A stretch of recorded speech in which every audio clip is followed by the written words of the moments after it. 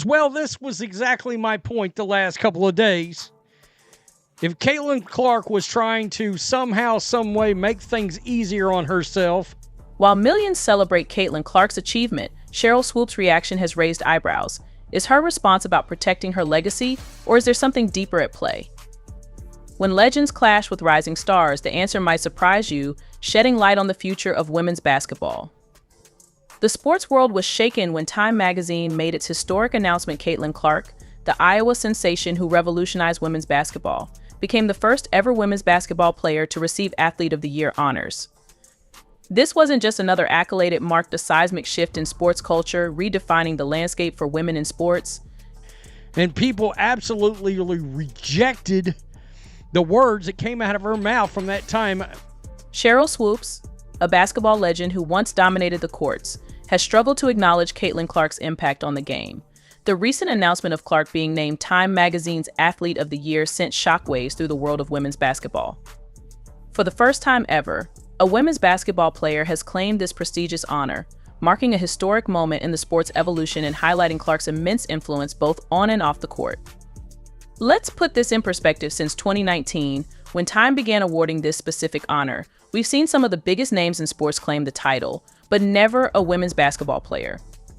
Not during the early days of the WNBA, not during the U.S. women's national team's dominant runs, and not even during the height of previous stars' careers. The timing couldn't be more significant. Caitlin Clark isn't just breaking records, she's shattering expectations of what women's basketball can be. Her games routinely draw millions of viewers, reaching Super Bowl-level engagement for regular season college games. For instance, when Iowa played LSU in the Elite Eight, 12.3 million people tuned in, making it the most-watched women's college basketball game ever.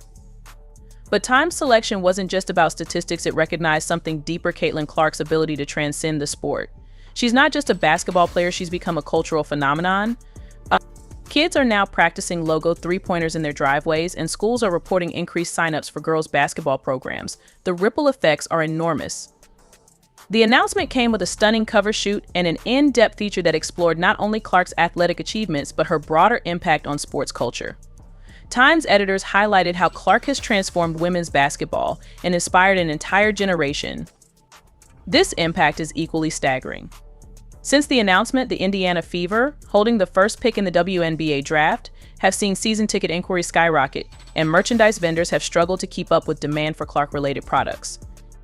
Even the WNBA draft is being moved to prime time for the first time in the league's history. What makes this announcement particularly powerful is its timing. Women's sports are having a moment, with soccer, volleyball, and basketball all experiencing unprecedented growth.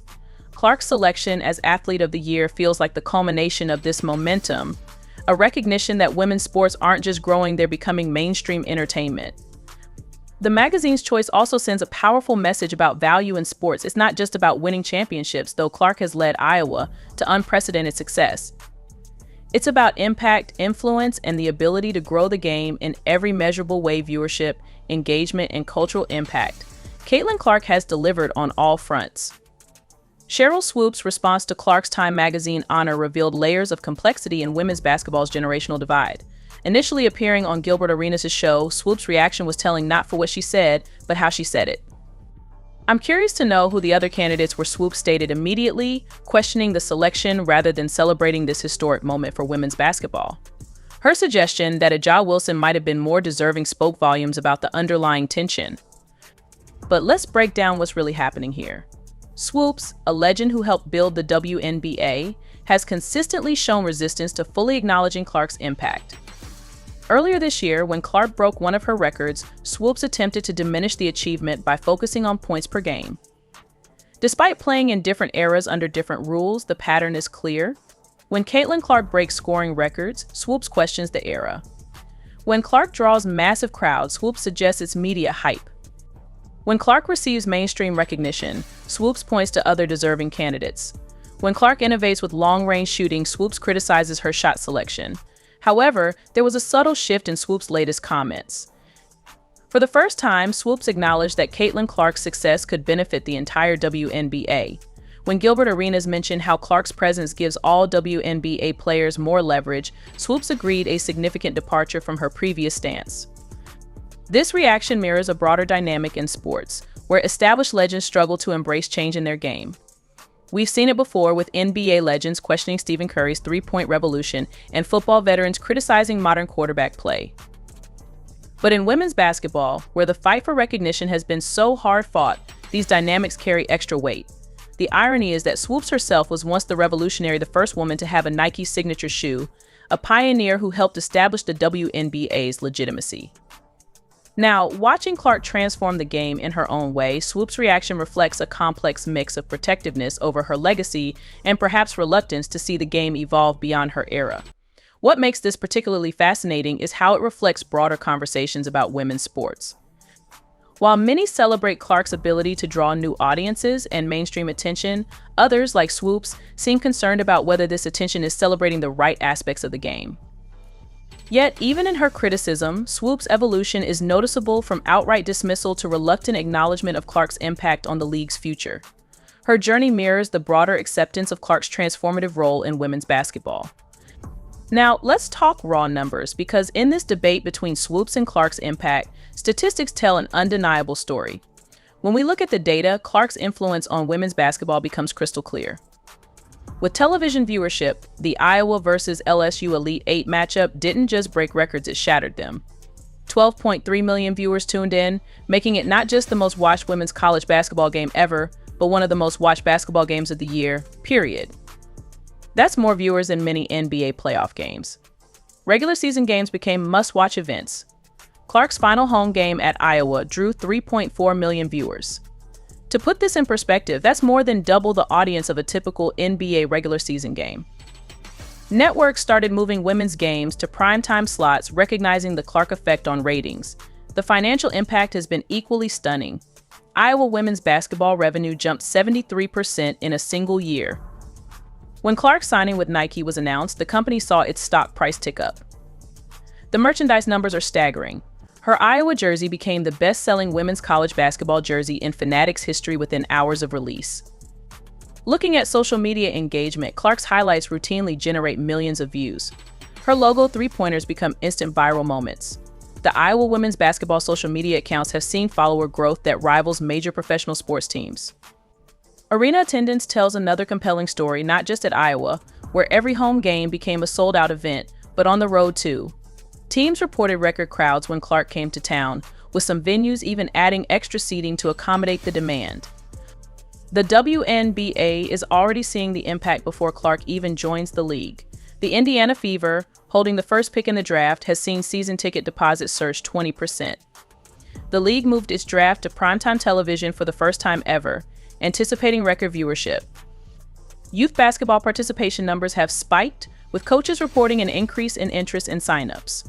Increased registration for girls' basketball programs and higher sales of women's basketball equipment reflect Clark's influence, extending beyond just watching the game. She's inspiring active participation. Individual game statistics are equally impressive. Clark isn't just scoring, she's doing it efficiently while making her teammates better. She leads the nation in both scoring and assists, a combination that hasn't been seen in decades of college basketball. Even more telling are the secondary numbers. Merchandise sales at road venues spike when Iowa visits, and television advertising numbers also see a rise.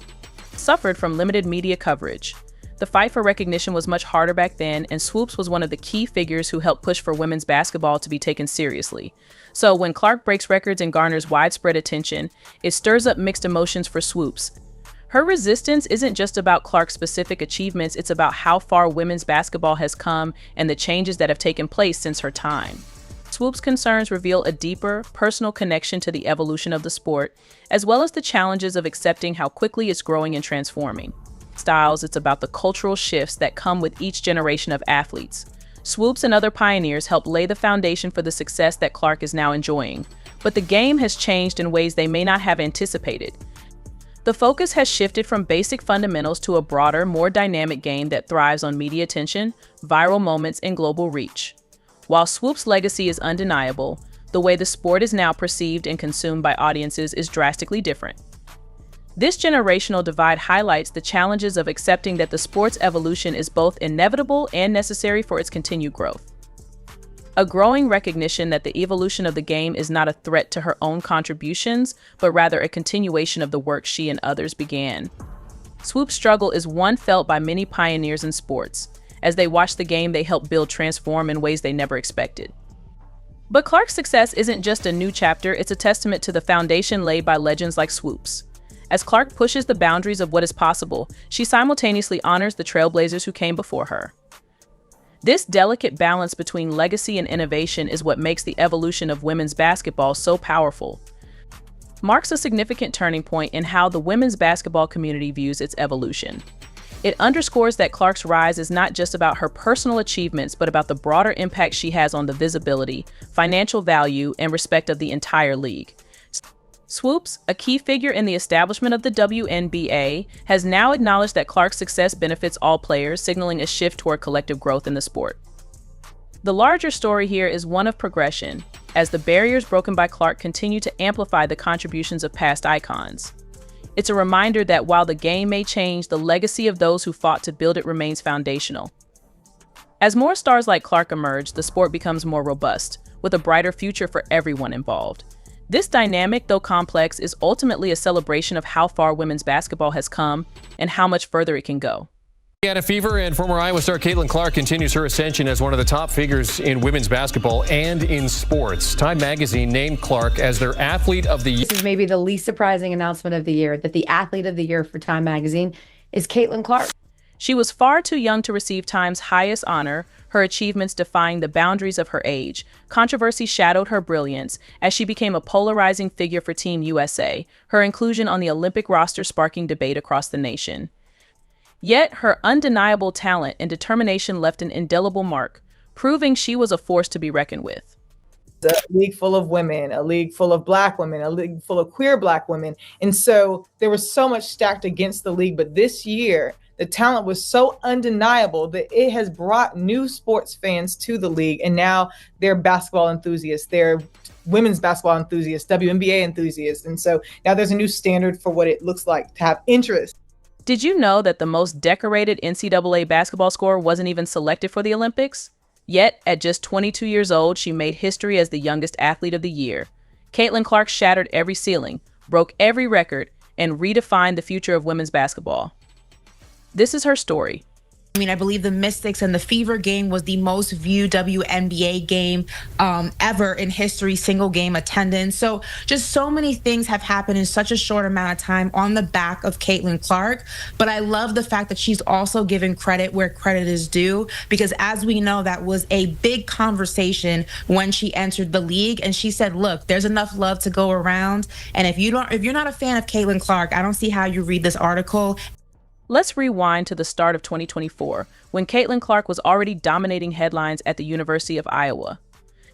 On a chilly February night, with thousands of fans glued to her every move, Clark achieved the unthinkable. She surpassed Pete Maravich's legendary NCAA Division I scoring record, a milestone many believed would stand the test of time. But that was only the beginning of her incredible journey. In her final season with the Hawkeyes, Clark wasn't just playing basketball, she was redefining it.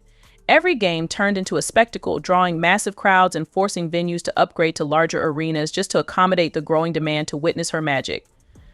Clark didn't just break records, she obliterated them with flair, regularly pulling up from the logo and sinking shots that defied the norms of conventional basketball wisdom. The numbers behind Caitlin Clark's career tell an extraordinary story: 3,951 career points, an average of 31.6 points per game, and a staggering 1,144 assists. But what truly sets Clark apart is that her brilliance extended far beyond scoring. Her unparalleled court vision and revolutionary passing ability elevated her game to a new level, making everyone around her better with every play. She transformed the Iowa Hawkeyes into must-watch television, captivating audiences and redefining what it means to dominate the court. Caitlin Clark's games weren't just selling out arenas, they were shattering viewing records. The 2024 NCAA Championship game drew an astounding 18.7 million viewers, surpassing the audience for many NBA and NFL games. She wasn't just a basketball player anymore, she had become a cultural phenomenon. Decision to make, right? Like maybe in any other year, you give this to Simone Biles, because I think her comeback in the Olympics was amazing. I mean, people pretty much did the postscript on her career. And after what happened to her in Tokyo, like, it's incredible. However, I mean, we've never, ever seen somebody in this way capture an audience, capture a new audience, and be able to absolutely attribute. What truly sets Clark apart is more than her ability to score from anywhere on the court, it's her relentless competitive fire. In practices, she would often stay late perfecting her signature step-back three-pointer. Her coaches later revealed that she frequently arrived hours before scheduled practices, tirelessly working on her game while most people were still asleep. Clark's influence on college basketball extended far beyond her personal achievements. She inspired a movement redefining the sport and showing what's possible with hard work, talent, and an unyielding passion for greatness. Jersey sales skyrocketed, ticket prices soared, and young girls across the country began mimicking Caitlin Clark's iconic playing style. Basketball camps saw record enrollments with aspiring players eager to learn how to shoot like her. Clark wasn't just a star on the court, she was a role model and an inspiration, igniting a new wave of enthusiasm for women's basketball. People don't just listen to her, they buy into her. The reality is that from a marketing perspective, Caitlin Clark is worth more than almost any pro basketball player in the world. Then there are her endorsement deals, which are in a league of their own.